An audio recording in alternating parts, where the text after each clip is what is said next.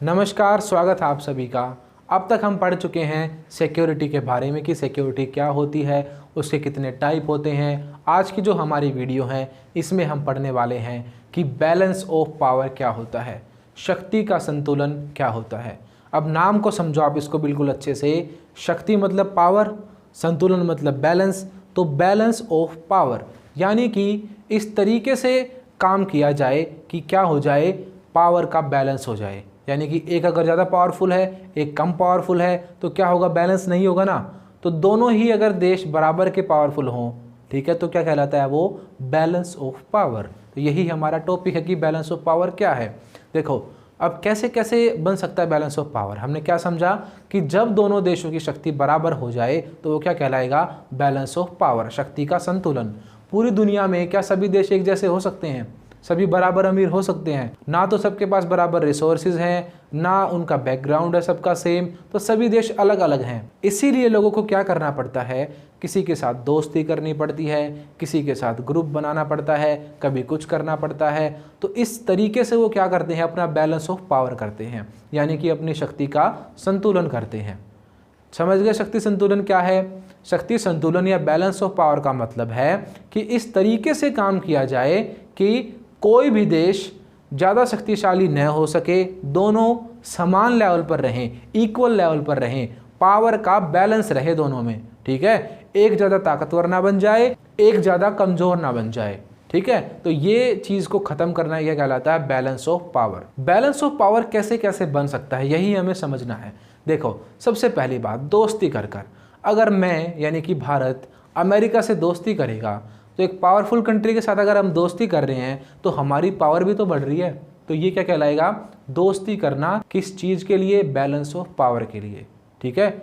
जैसे कि पुराने टाइम पे आपने देखा होगा, जब हमारी 62 में लड़ाई हुई, 65 में लड़ाई हुई, जब भी हमारी पाकिस्तान से लड़ाई हुई है, उसमें हमेशा हमें रशिया ने सपोर्ट किया, ठीक है, और पाकिस्तान को अमेरिका ने सपोर्ट किया। क्योंकि पहले के टाइम पे पाकिस्तान का दोस्त हुआ करता था अमेरिका। अगर पाकिस्तान अमेरिका के साथ दोस्ती करेगा तो बैलेंस ऑफ पावर के लिए इंडिया को भी तो किसी देश के साथ दोस्ती करनी पड़ेगी। तो इंडिया हमेशा उस टाइम पे दोस्त रहा था रशिया का। तो रशिया हमने दोस्त बना लिया, एक पावर हमने दोस्त बना ली, एक पाकिस्तान ने बना रखी थी। तो क्या रहा, बैलेंस ऑफ पावर रहा, ठीक है। कोई भी देश किसी पर हावी नहीं हो पाया। पाकिस्तान की इतनी औकात नहीं हुई कि वो हमें अमेरिका की धमकी दे सके, और हमने क्या किया, हमने रशिया से सपोर्ट लिया। समझ गए? तो ये होता है बैलेंस ऑफ पावर। जब देश किसी दूसरे देश से दोस्ती कर लेते हैं, यानी आपका दुश्मन भी है, अगर आप दुश्मन से भी दोस्ती कर लो तो वो भी क्या हो जाएगा, बैलेंस ऑफ पावर। यानी कि ना तो आप उससे कम रहे, ना वो आपसे कम रहा, ना कोई कॉम्पिटिशन है, ना लड़ाई झगड़े होंगे, ठीक है। तो क्या हो जाएगा, पावर का बैलेंस हो जाएगा। समझ गए? अब देखो दूसरा तरीका क्या है। अब मान लो जिससे दुश्मनी है उसको दोस्त बना लिया, इससे अच्छी तो बात ही नहीं है। पहला पॉइंट तो यही था कि दोस्ती कर कर। दूसरा पॉइंट, अगर मान लो उससे दोस्ती नहीं हो रही है तो भाई दुश्मन के दुश्मन को दोस्त बना लो, वही है। जैसे कि अब आप देखते हो भारत और पाकिस्तान की दोस्ती नहीं हो रही है, तो पाकिस्तान किससे दोस्ती बढ़ा रहा है, चाइना से, है ना। चाइना जानबूझ के उसे पैसे दे रहा है ताकि उसको ऐसा अपने जाल में फंसा ले कि आने वाले टाइम पे बिल्कुल बर्बाद हो जाए, चाइना के बिना कुछ कर ही ना सके वो। तो चाइना की हमसे नहीं बन रही फिलहाल, तो भारत और चाइना के रिलेशन थोड़े ख़राब हो रहे हैं, तो बीच में कौन घुस रहा है, पाकिस्तान। तो चाइना पाकिस्तान के रिलेशन अच्छे हो रहे हैं, हमारे ख़राब हो रहे हैं। तो यही होता है बैलेंस ऑफ पावर, ठीक है, कि दुश्मन के दुश्मन को दोस्त बना के भी हम बैलेंस ऑफ पावर कर सकते हैं। पाकिस्तान क्या कर रहा है, चाइना से हाथ मिला रहा है ताकि भारत के बराबर आ सके, है ना। उसका लेवल तो है भिखारियों वाला, पर वो क्या चाहता है, हमारे बराबर आना। तो इसीलिए उसने किससे हाथ मिलाया, चाइना से हाथ मिला रहा, उससे वो भीख मांग रहा है अब, ठीक है। तो ये होता है बैलेंस ऑफ पावर। जब देश क्या कर ले, दुश्मन के दुश्मन को भी दोस्त बना ले, तो ये भी एक तरीका है बैलेंस ऑफ पावर करने का। तीसरा तरीका क्या है, तीसरा तरीका सबसे मेन जो कि बहुत पहले से होता आ रहा है, वो है सैनिक संगठन बनाना। यानी कि देश आपस में मिलकर अपनी अपनी आर्मी जो है उसका ग्रुप बना लेते हैं। जैसे कि आपने पढ़ा था फर्स्ट चैप्टर में कि अमेरिका जो है उसने कई सारे ग्रुप बनाए, जैसे कि नाटो हुआ, सीएटो हुआ, सेंटो हुआ। ऐसे ही जब सोवियत संघ हुआ करता था उसने भी अपना ग्रुप बनाया था, वार्सा पैक्ट। यानी कि देश क्या करते हैं, कई सारे देश मिलकर अपना एक ग्रुप बना लेते हैं और उसे बोलते हैं सैनिक संगठन, यानी कि आर्मी का एक ग्रुप बना लेते हैं। ठीक है। अब जब भी कोई हमला करे किसी पर तो वो सारे एक साथ लड़ते हैं, तो अपने आप उनकी पावर बढ़ जाएगी, तो बैलेंस ऑफ पावर हो गया ना। मान लो अब अगर हमारा अच्छा दोस्त होता पाकिस्तान, पर उससे तो लड़ाई झगड़े रहते हैं हमेशा, अगर हमारे पड़ोसी अच्छे होते 4-5 तो हम भी तो उनके साथ ग्रुप बना लेते। हमारी आर्मी, पाकिस्तान की आर्मी, चाइना की आर्मी अगर मिल के लड़े किसी से तो कितनी पावरफुल हो जाए वो। पर हमारे यहाँ पे तो ऐसा नहीं है। पर अमेरिका जो है उन्होंने अपना ग्रुप बना रखा है, ठीक है। तो ये भी एक तरीका है ग्रुप बनाने का। नाटो अमेरिका का एक ग्रुप है, समझ गए, तो सैनिक संगठन बनाकर भी। उसके अलावा क्या है, एक और तरीका है, वो है हथियारों पर रोक लगाकर। ये चौथा तरीका है जिससे हम क्या कर सकते हैं, बैलेंस ऑफ पावर। हिंदी में से बोलते हैं निशस्त्रीकरण, इंग्लिश में से बोलते हैं डिसआर्मामेंट। आर्मामेंट का मतलब क्या होता है, हथियारों को बढ़ावा देना। आगे लगा दिया हमने डिस, यानी कि अब हथियारों पर रोक लग रही है। तो हथियारों पर रोक लगाकर भी हम क्या कर सकते हैं, बैलेंस ऑफ पावर कर सकते हैं। अगर एटम बॉम्ब ही ना बने तो अपने आप ही बैलेंस पावर रहे, ठीक है। तो हथियारों पर रोक लगाकर हम क्या कर सकते हैं, बैलेंस ऑफ पावर। तो दोस्ती कर कर, दुश्मन के दुश्मन को दोस्त बनाकर, सैनिक संगठन बनाकर, ठीक है, हथियारों पर रोक लगाकर हम क्या कर सकते हैं, पावर का बैलेंस कर सकते हैं। था बिल्कुल सिंपल सा टॉपिक, समझ में आ गया आपको। अगर हम अच्छे चीज़ों को समझ लेते हैं ना तो हमें कोई प्रॉब्लम नहीं होती, फिर रटने की ज़रूरत आपको बिल्कुल भी नहीं है। मैं आपको बिल्कुल अच्छे से सारी चीज़ें समझाता चलूँगा, आप बस मेरे साथ इन वीडियोज़ में बने रहो, अपना प्यार बनाए रखो। बस आपसे एक रिक्वेस्ट है मेरी कि हमारी वीडियोज़ को आप लाइक करो और अपने दोस्तों तक शेयर करो। बाकी आपको कोई टेंशन लेने की ज़रूरत नहीं है, आप सब कुछ मेरे ऊपर छोड़ दो। मैं आपको एक एक चीज़ कवर कराऊंगा, चाहे एनसीईआरटी क्वेश्चन हो, चाहे मैप हो, कुछ भी हो, मैं आपका एक भी चीज़ इसमें नहीं छोड़ूंगा, ठीक है। आपको गाइड उठाने की, एनसीईआरटी उठाने की ज़रूरत भी नहीं पड़ेगी कभी। आप बस वीडियोज़ देखो, कॉपी पेन अपना साथ रखा करो, पहले वीडियो को एक बार देखा करो, उसे समझा करो, फिर दोबारा से देखा करो और नोट्स बनाया करो।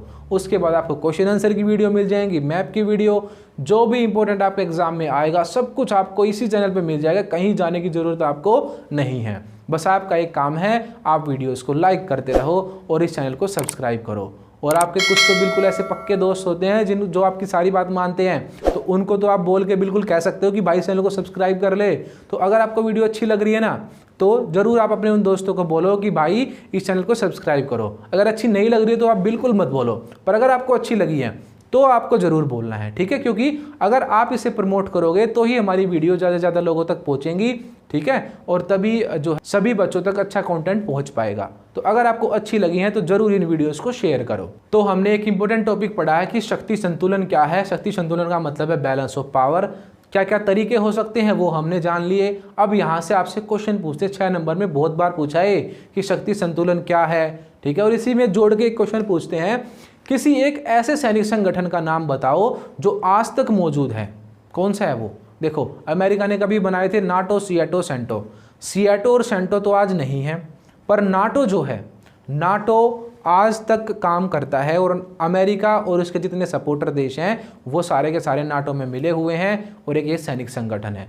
तो आज के टाइम पे भी जो काम कर रहा है बहुत सारे देशों का सैनिक संगठन, वो कौन सा है? वो है नाटो। अब डेट आपको याद रखनी है, 4 अप्रैल 1949 यानी कि 4 अप्रैल 1949 को नाटो बना है। नाटो की फुल फॉर्म आपको याद रखनी है, North Atlantic Treaty Organization. Hindi में ये होगी उत्तर अटलांटिक संधि संगठन, ठीक है। प्रेजेंट में इसके 30 मेंबर हैं और उनका जो मेन लीडर है वो रहता है हमेशा अमेरिका। उसके अलावा जो यूरोप के बड़े बड़े देश हैं, जैसे कि इसमें इटली हुआ, ब्रिटेन हुआ, फ्रांस हुआ, ये सारे इसमें शामिल हैं। तो यूरोप के बहुत सारे देश और अमेरिका, इन सब ने मिलकर अपना एक ग्रुप बना रखा है जिसका नाम है NATO, North Atlantic Treaty Organization, ठीक है। तो नाटो आपको पता चल गया क्या है। आपसे 6 नंबर में पूछते हैं कि बैलेंस ऑफ पावर क्या है और एक ऐसे संगठन का नाम बताओ, ऐसी ऑर्गेनाइजेशन का नाम बताओ जो कि आज तक बनी हुई है, तो उसका नाम है नाटो।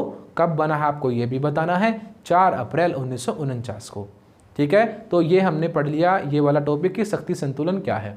अब एक छोटा सा टॉपिक बचा है, बिल्कुल छोटा सा टॉपिक है, ज़्यादा लंबी ये वीडियो नहीं होगी और हमारा ये चैप्टर खत्म हो जाएगा। बिल्कुल सिंपल सा इजी सा हमारा चैप्टर था ये। तो अब हमारा जो अगला टॉपिक है वो है कोऑपरेटिव सिक्योरिटी, सहयोग मूलक सुरक्षा।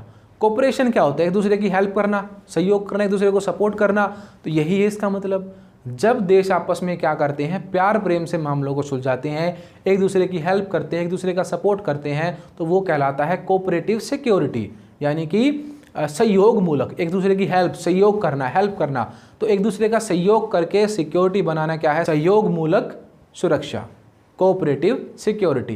तो यही समझना था कि कोऑपरेटिव सिक्योरिटी क्या है, जब देश आपस में दोस्ती करते हैं, साथ मिलकर काम करते हैं, ठीक है। जैसे कि यूएनओ जो है वो किस चीज़ को प्रमोट करता है, इसी चीज़ को प्रमोट करता है कि सिक्योरिटी कैसी होनी चाहिए, कोऑपरेटिव होनी चाहिए, सभी साथ मिलकर काम करेंगे तभी हो पाएगा। और देखो हमने क्या पढ़े थे, खतरे पढ़े थे, तो जैसे खतरे थे नए वाले जो कि नॉन ट्रेडिशनल हैं, जैसे कि आतंकवाद हुआ, पर्यावरण की दिक्कत हुई, ठीक है, जो भी पोल्यूशन फैल रहा है, ग्लोबल वार्मिंग फैल रही है, टेररिज्म फैल रहा है, गरीबी है, भूखमरी है, जो भी नई नई बीमारियां फैल रही हैं, उनसे अगर निपटना है तो सहयोग मूलक सुरक्षा ही काम आएगी वहाँ पे, ठीक है। वहाँ पे कोऑपरेटिव सिक्योरिटी ही करनी पड़ेगी आपको। जैसे कि एग्जांपल मैं आपको देता हूँ, जैसे कोरोना में अभी क्या हुआ था, जिन देशों के पास वैक्सीन नहीं बन पाई थी, जिन देशों ने बना ली थी उन्होंने उनको सपोर्ट किया, हेल्प करी उनकी। भारत ने भी तो बहुत सारे देशों में भेजी थी अपनी वैक्सीन। तो ऐसे ही होती है सहयोग मूलक सुरक्षा, कोऑपरेटिव सिक्योरिटी, जब देश दोस्ती कर कर, साथ मिलकर, कोऑपरेशन के साथ, सहयोग के साथ सिक्योरिटी को बनाए, तो यही बेस्ट तरीका होता है सिक्योरिटी बनाने का। यानी कि प्यार, प्रेम, दोस्ती को बढ़ावा देना ही क्या है, सहयोग मूलक सुरक्षा है। क्लियर। अब कुछ सैनिक संधियां याद रखनी है, बिल्कुल आखिरी टॉपिक है ये, इसी का पार्ट है सहयोग मूलक का, कि सहयोग मूलक में हमें क्या कुछ चीज़ें करनी पड़ती हैं, तो हमें सैनिक संधियां भी करनी पड़ती हैं। यानी कि यार नहीं बनाएंगे, ये नहीं करेंगे, वो नहीं करेंगे, जो ये सारी संधियां हुई, इनमें से कुछ इंपॉर्टेंट संधियां हमें इस चैप्टर में दी गई हैं और हमें वो अच्छे से याद करनी है। देखो पहली है NPT, नॉन प्रोलिफरेशन ट्रीटी, परमाणु अप्रसार संधि। 1 जनवरी 1967 को ये वाली संधि लागू हुई थी। डेट आपको याद रखनी है इसकी, NPT परमाणु अप्रसार संधि। इसमें क्या कहा गया था, देखो इसमें कहा गया था कि जो 5 देश हैं जिन्होंने एटम बम बना लिया है 1967 से पहले, 1 जनवरी 1967 को ये लागू हुई ना, उस तारीख को इन्होंने कहा कि पूरी दुनिया में जिसने भी एटम बम बना लिया है, ठीक है, उसके बाद अब कोई भी एटम बम नहीं बनाएगा, ठीक है। तो इसमें क्या हुआ, 5 देश ऐसे थे जिन्होंने एटम बम बना लिया था उस टाइम तक। एक तो था अमेरिका, ब्रिटेन, फ्रांस, उसके अलावा रशिया और चाइना। वही जो 5 सिक्योरिटी काउंसिल के परमानेंट मेंबर है, यूएनओ में परमानेंट मेंबर है जो, वही इसीलिए मेंबर है क्योंकि वो उस टाइम पे बहुत बड़ी पावर थे 5। तो 5 ने उस टाइम पे एटम बम बना लिया था, ठीक है, और दुनिया से कहा कि अब कोई भी एटम बम नहीं बनाएगा। तो ये वाली संधि है NPT। पर भारत ने इस बात को नहीं माना था क्योंकि ये एक भेदभावपूर्ण वाली संधि थी। खुद तो बना लिया, दूसरों को मना कर रहे हैं, क्या गारंटी है, किस पे भरोसा है कि कोई यूज़ नहीं करेगा। ये बोलने की बातें होती हैं सब, जब लड़ाई होती है तो आप कोई किसी का दीन ईमान कुछ नहीं रह जाता। तो इसीलिए भारत ने इस चीज़ का विरोध किया था NPT का, ठीक है। तो आप ये बात याद रखोगे, NPT क्या है, इसकी डेट याद रखोगे कि 1 जनवरी 1967 की बात है ये, उस टाइम पे लागू हुई। और क्या कहा इसमें कि कोई भी देश एटम बम नहीं बनाएगा। NPT याद हुई। दूसरी संधि है LTBT, Limited Test Ban Treaty, सीमित परमाणु परीक्षण संधि। अब नाम से ही पता चल रहा है, टेस्ट पे बैन लग रहा है। लिमिट मतलब रोक देना, टेस्ट मतलब कि एटम बम का टेस्ट नहीं होगा कहीं पे भी, बैन मतलब रोक देना। तो ऐसी संधि हुई ना जो कि एटम बम के टेस्ट को रोक रही है। तो 1963 में संधि हुई, अक्टूबर का महीना था, 10 तारीख थी, उस टाइम ये लागू हुई। 10 अक्टूबर 1963 को LTBT लागू हुई है, यानी कि सीमित परमाणु परीक्षण संधि लागू हुई है, ठीक है। आप इसको याद रखना बिल्कुल अच्छे से, 2 ही इंपॉर्टेंट है सबसे ज़्यादा, इनके आपके फुल फॉर्म भी याद रखनी है और इनमें क्या क्या हुआ ये भी याद रखना है, क्योंकि ये हमारी शुरू के चैप्टर में भी दी जाती है। हमेशा शुरू के चैप्टर में जो कोल्ड वॉर चैप्टर हुआ करता था उसमें भी ये चीज़ें ऐड थी, अब ये इस चैप्टर में आई हैं, तो 2-2 बार हमें दे रखी है हमारी बुक में, तो हमें अच्छे से ये पता होनी चाहिए, ठीक है। तो जो NPT है उसमें क्या था कि जिसने भी बना लिया है बम 67 से पहले, अब उसके बाद कोई नहीं बनाएगा। और LTBT जो है इसमें क्या था कि ना तो अंतरिक्ष में, ना ही समुंदर में, ना ही हवा में, आप कहीं पर भी एटम बम को टेस्ट नहीं कर सकते। यानी कि आप एटम बम नहीं बनाओगे, सिंपल सी यही बात कह रहे हैं कि नया एटम बम किसी को नहीं बनाना। ये है LTBT, ठीक है। LTBT में रोक दिया गया टेस्ट को ही। NPT में क्या कर दिया, अप्रसार कर दिया, परमाणु अप्रसार संधि, यानी कोई भी अब बम नहीं बनाएगा। तो ये 2 आपको याद रखनी है। उसके बाद आपको तीसरी फुल फॉर्म याद रखनी है और डेट याद रखनी है बस। BWC यानी कि बायोलॉजिकल वेपन्स कन्वेंशन। बायोलॉजिकल मतलब जैविक हथियार, ठीक है। जैसे कि वायरस वगैरह होते हैं, इन्हें जैविक हथियार बोलते हैं। जैसे कोरोना था, अगर मान लो किसी ने बनाया होता लैब में, कह रहे थे ना कि ये चाइना ने बनाया है, उसने बनाया है, तो वो बायोलॉजिकल हथियार होते हैं ऐसे ऐसे। जैसे कि अगर क्रिश मूवी आपने देखी हो, क्रिश मूवी में काल ने क्या करा था, वायरस फैला दिया था ना, तो वो बायोलॉजिकल वेपन था उस टाइम पे। तो कोई भी देश ऐसी चीज़ों का यूज़ नहीं करेगा, इससे बिल्कुल ह्यूमन राइट्स के खिलाफ माना गया। बहुत तगड़े तरीके से रोक लगा दी 1972 में। तो ये वाली संधि क्या है, बायोलॉजिकल वेपन कन्वेंशन की, ऐसी चीज़ों पे अब बिल्कुल बैन होगा। डेट आपको याद रखनी है 1972 में।